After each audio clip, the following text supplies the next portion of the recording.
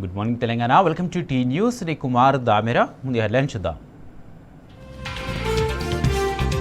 Congress BJP కుమ్మక్కై కాళేశ్వరంపై అభండాలు, వేధించేందుకే నోటీసులు ఇచ్చారని కేటీఆర్ ఫైర్.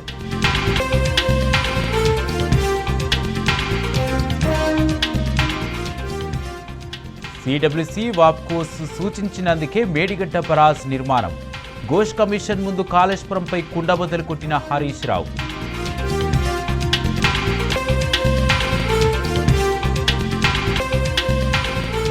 ఘోష్ విచారణ నేపథ్యంలో హరీష్ రావుకు వెల్లువెత్తిన సంఘీభావం, అండగా నిలిచిన కేటీఆర్ సహా కీలక నేతలు.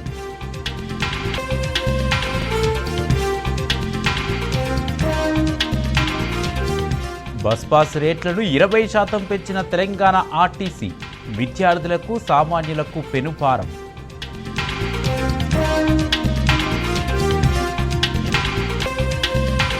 ధాన్యం అమ్మి నెలదాటినా అందని సన్నాలకు బోనస్, అన్నదాతలకు రేవంత్ సర్కారు 1110 కోట్లు బకాయి.